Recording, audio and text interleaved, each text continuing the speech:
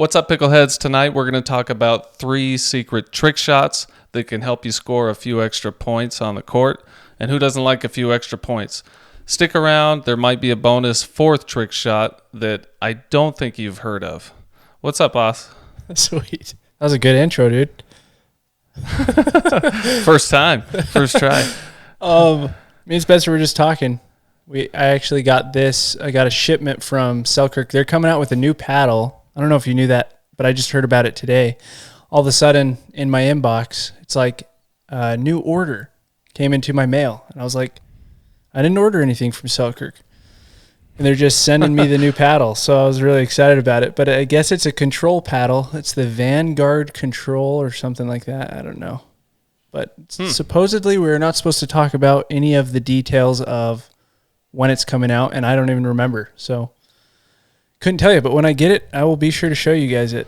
But I got some of this tungsten tape from them as well, which I'm excited to try out because I've been using lead tape, only lead tape, and everybody's talking about how toxic it is, that it just eats into your skin or something. I don't know the science behind it.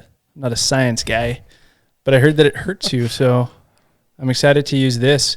What I was saying to Spencer is how light this feels in comparison. Supposedly this is quite a bit lighter. You have to use quite a bit more. But I'll keep you guys posted on that. I'm excited to try it out. What's up with you, Spence? Yeah, let us know. Not much new. Just wish I was playing more pickleball than I currently do. So I need to get my priorities straight. Same. I got a haircut, guys. I would show you, but I'm very embarrassed about it. Very embarrassed. My wife cut my hair because I was too cheap to go anywhere else, and let's just say she should probably not be cutting hair, you know what I'm saying? And she cut it to where it looked like a Q-tip was like coming out the tip of my head. So then I was like, let's just buzz it. And so that's what we did. And it really revealed how little hair I have up there. You guys wouldn't think, but I have very little hair up there. So my whole goal is to not show anybody until it grows back out. Any day. Any day of the week. That's true. I don't have as little hair as Spencer, but I'm close. I got some widow peaks going on. I don't have much hair, but I do know a few things about trick shots. Before we get into what these are, some of these are more rare. Probably haven't heard of a few of them. Before we get into what they are, I just want to talk about trick shots in general. I'm not a huge fan of trick shots. I remember you saying that. This is a weird subject for me. I'm a big fan of consistency. I'm a big fan of just getting your game better overall. Yeah. Because trick shots only work here and there, and sometimes only with people that you haven't played before. But that being said, they can be fun. I get that. Trick shots can be fun. And it can help you get some extra points on the court, whether you're playing with someone new or if you just use them sparingly. They can help you get extra points, and who doesn't want extra points on the court? So let's jump into the first one, Oz. This one I like a lot, and I believe one of your friends invented it, so I'll let you talk about it. It's called the peekaboo. So explain to us what it is. And for those, it might be easier for those watching rather than listening, but I think you can keep it simple enough to where people understand. And this one works. It worked on me 2 times in a row. You tried it, and it worked 2 times in a row, and we lost the point both times before we could figure out what was going on. And it worked on Instagram. Just get you 1 point. I got you 2. It's like it's one of my most viewed videos actually on Instagram is the peekaboo, and it has. Okay. The kitchen reached out to me after and was like, hey, can I post this video as well? And I was like, absolutely. And they didn't get nearly as many views as I did on the original one, obviously, but they have like 400,000 followers now, which is just crazy. Yeah, that's nuts. When I started my page, they had 90,000 followers, and this was in September of 2022 that I started mine. And now they're at 400,000. It's like they just shot up. It's crazy. But anyways, they posted it. But it's a really, really good trick shot. So it's my friend Brett Lee. Me and him were just chilling, playing together. And he's like, hey, when I serve, I want you to just run to the net. Don't hit the ball. I'll take care of the rest. I was like, okay. So right as he serves the ball, obviously that third shot has to bounce. So I have to avoid it at all costs since I'm running straight up to the non-volley zone line. So I ran up, and then without knowing, I created a shield. And funnily enough, they didn't return the ball to me because for whatever reason, when people don't have this experience, they'll typically hit the ball away from the person that's rushing the net because they feel like pressure coming on them. If people know about the play, they'll hit it at the person, but literally that doesn't matter, and I'll explain why in just a second. As I'm running up, I didn't know, but I was creating a shield to where they wouldn't be able to see the third shot coming back to them. So they hit it away from me, and then I was just like hanging up there. Brett hits a drive behind me on the third shot after it bounces, and then they couldn't see where the drive was going, and then that next shot, the fifth shot, after they hit it, I just put away a volley as they popped it up because their reaction time was so late because it was behind where I was. So then we did this multiple times where either Brett would serve and volley, meaning he would serve and just run to the net, and then I would take care of the third, or vice versa, like how we did the very first time that we tried it. And it was just a load of fun. And it was fun because, you know, it's obviously like it's a trick shot, essentially, but it's actually going to score you points as well, and it's not illegal in any way. Would I use it in a tournament? Probably, because I think it's a good strategy. It makes them feel pressure, like as you're running up to the net. But essentially, that's what a peekaboo is. Brett came up with the name because I was like, hey, I'm going to post about this. What should the name be? And he gave me like a ton of names. The dude's super creative. And he was like, peekaboo was one of them. And I was like, that's brilliant, because it really is peekaboo. It's like all of a sudden, peekaboo, that ball just pops out, goes right where you just can't see it. That person's just essentially a shield. But yeah, we did it against Spencer, and that's the one that we posted on Instagram. And it's funny, the comments on there are like, staged. It's like, no, it's not staged. Literally, go try it.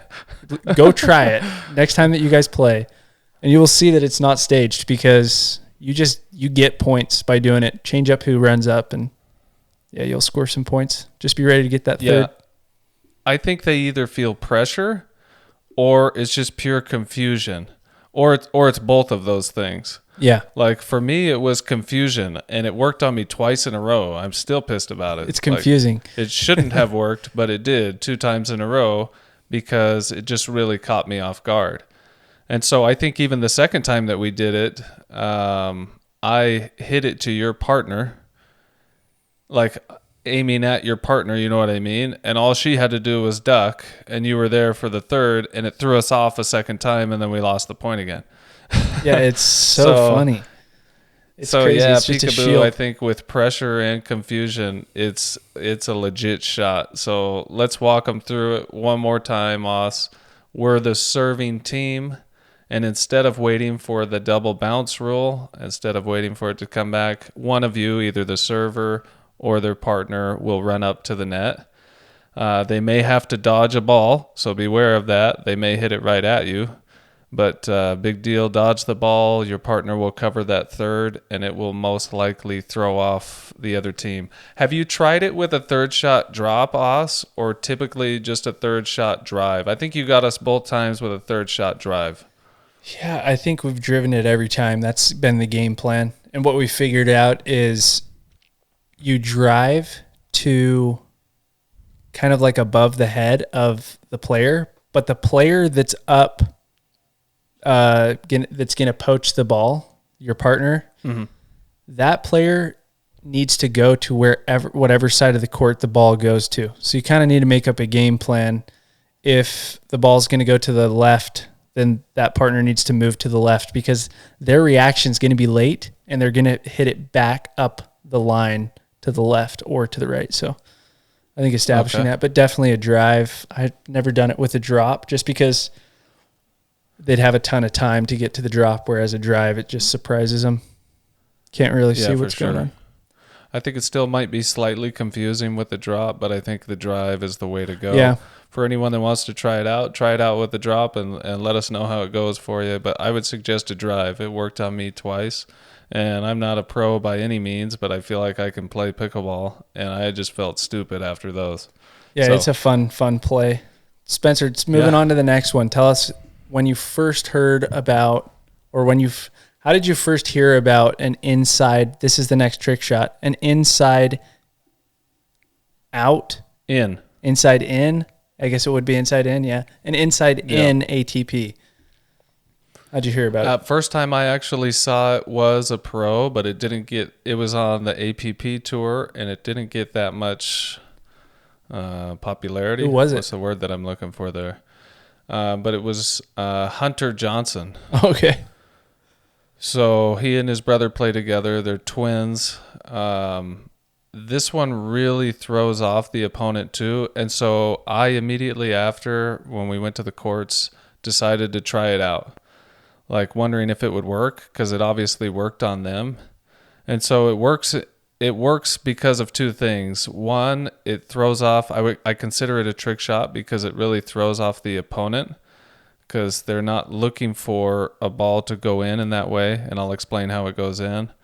And then the other is you might watch this shot be done and think like there's not enough room over on the side. It can't be done, but it can. Yeah. So essentially what an inside in ATP is instead of hitting an ATP around the post with your backhand, you're coming around it even farther and hitting an ATP with your forehand. So if somebody sees you, if the opponent sees you go for an ATP, but then sees you go for a forehand shot, they might think that you're just trying to put it back over the net cross court, when in reality, you're going to punch that ball for an ATP. So it does throw off the opponent. It seems to work pretty well. So I practiced it, and even in my first, I had someone feed me balls wide. I would say out of my first 10, I got 8 in. Wow. I feel like I am a little bit more forehand dominant.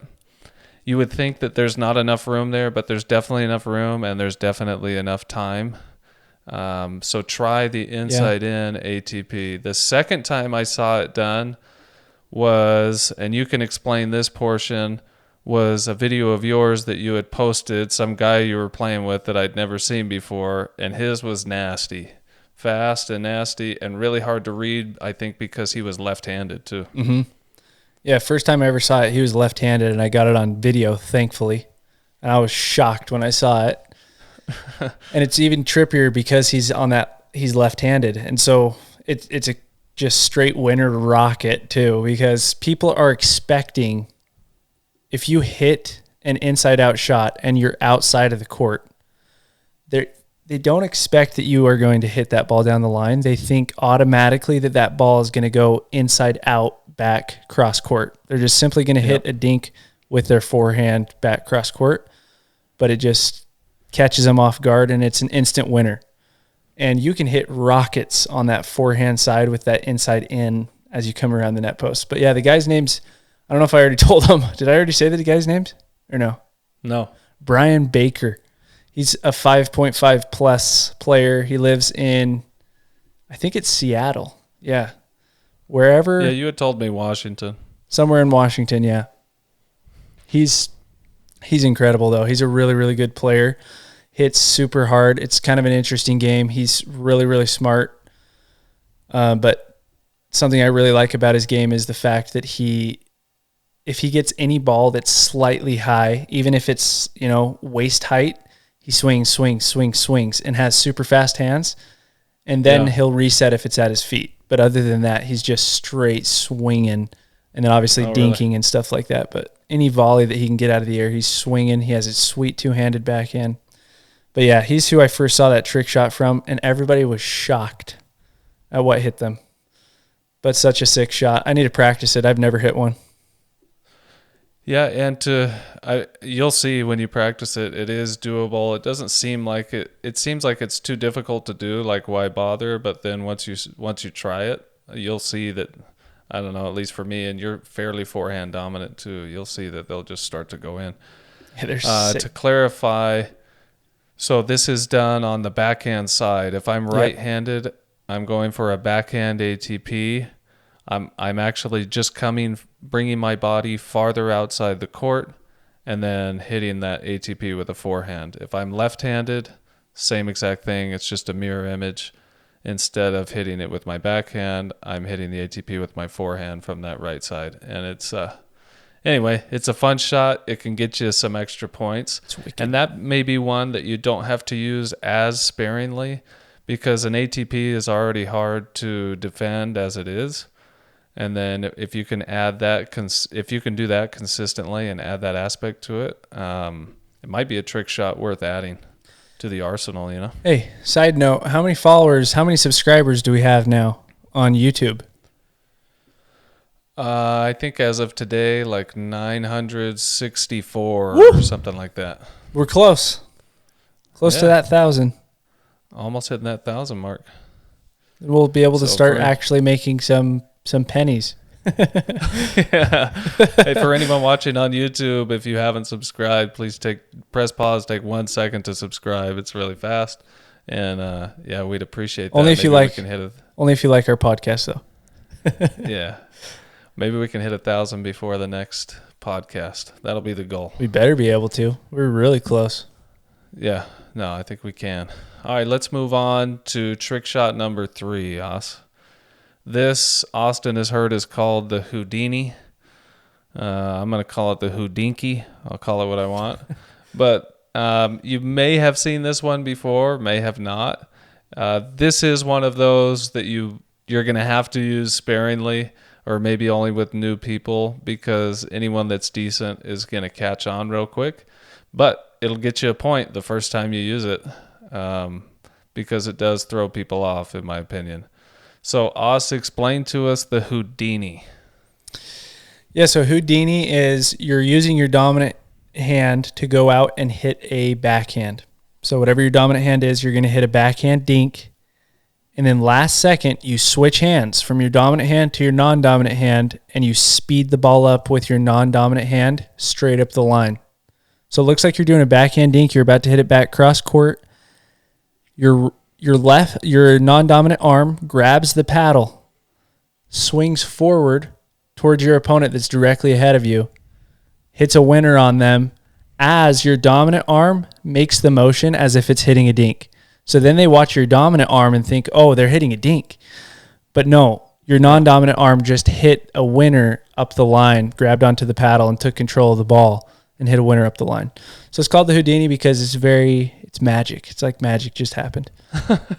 And I learned about this from, I can't remember the guy's name.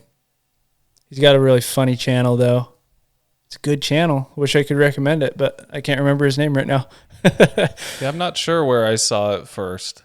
He's a lefty. Well, he's lefty and righty. He's ambidextrous. Oh, okay. I can't think of his name. So that shot would work out for him. Yeah, and I think it can be beneficial. If you have a one-handed backhand dink, this shot can work. And if you have a two-handed backhand dink, the shot could work maybe even better.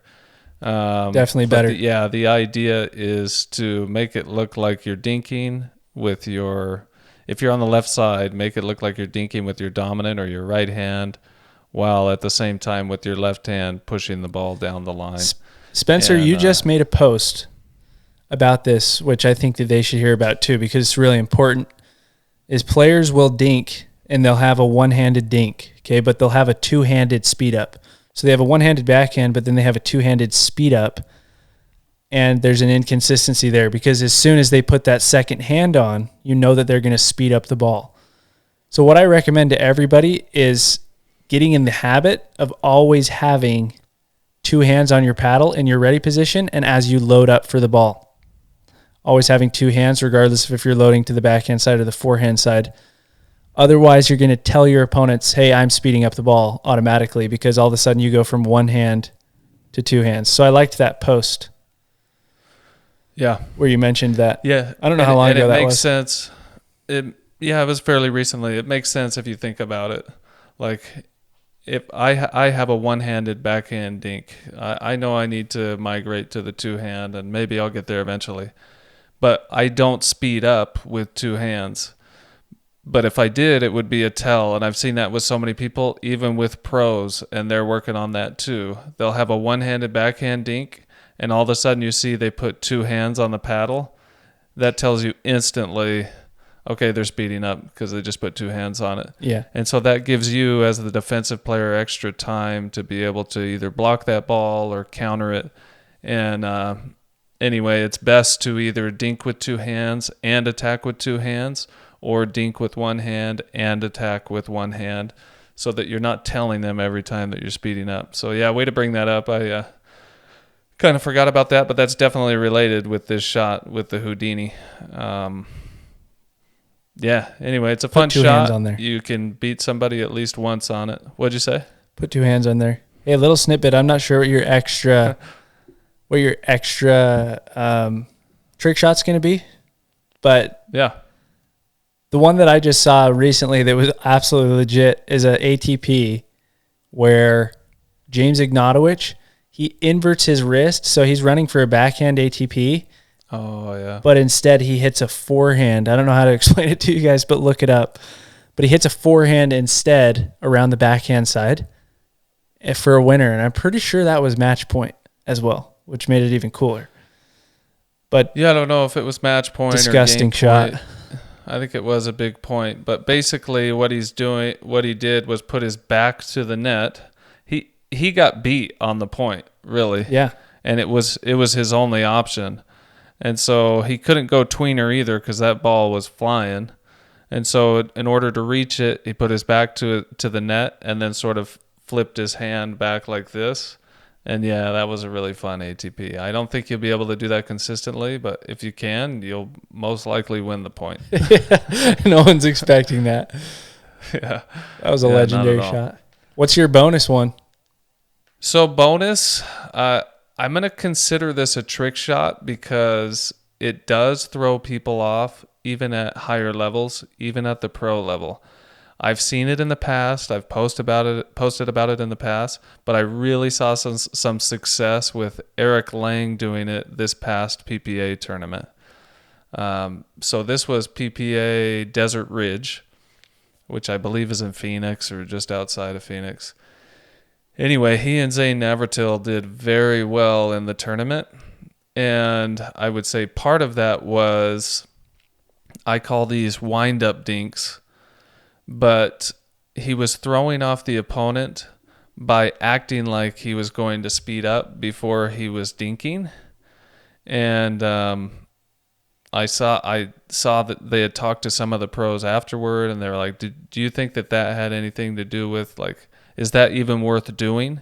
And the way he was doing it, I think it is worth doing. Yeah. So when I first saw a wind-up dink, it was Ben Johns, and his wind-up was really big. And so you could kind of tell that he wasn't going to speed up. Like, it wasn't really worth doing because his backswing was way too big, and it didn't look like his normal wind-up if he was going to attack off the bounce. But Eric Lang's was a lot more compact. And so he was doing that just a little bit of a flip with the paddle before he would dink in certain scenarios. And I think it was throwing off the opponents.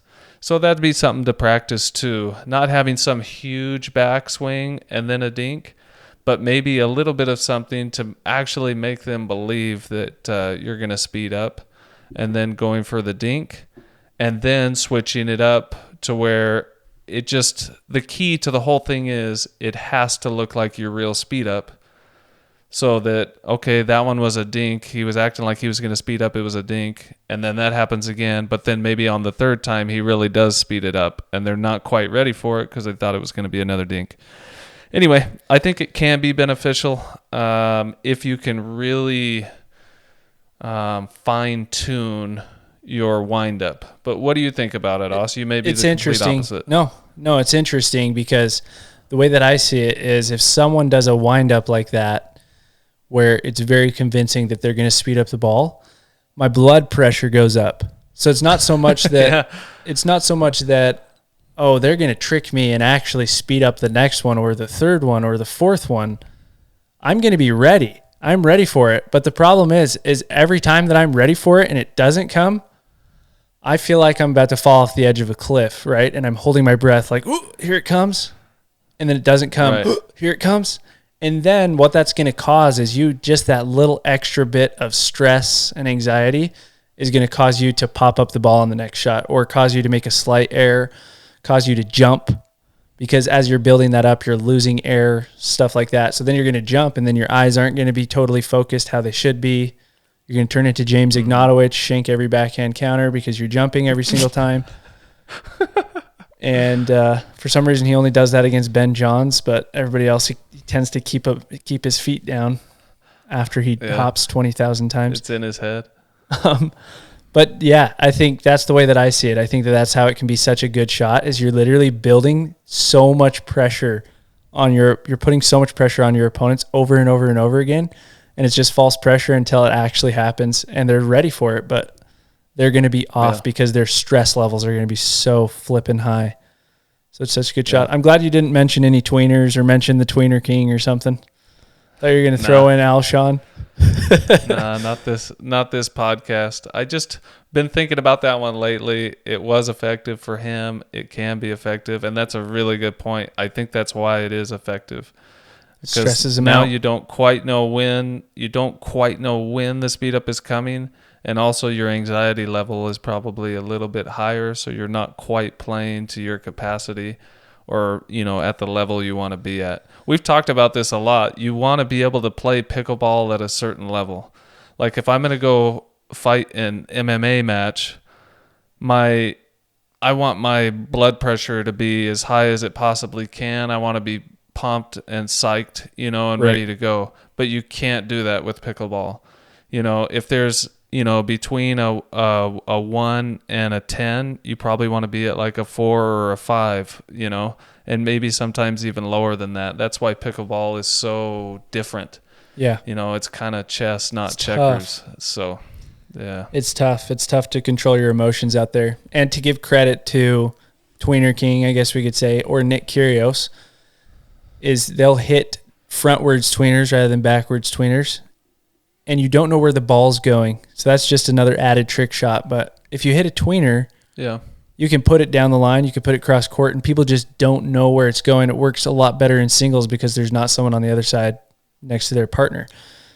But it's a very manipulative shot as well, just to throw that in there. If you want to throw in some tweeners every once in a while, I don't think it's the worst thing, but I do not recommend throwing them in multiple times a match like Christian Alshon does, because he loses, I don't know, probably 70% of those.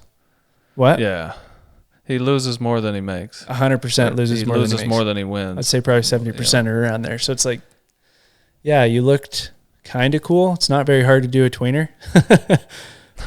It's not very hard to miss a tweener either. And then you're going to make one every once in a while. So, and it'll look cool to people that have never played before, or people that, have never hit one. But it's like once you hit one, you're like, oh, this isn't that hard. Sure. I have a confession to make.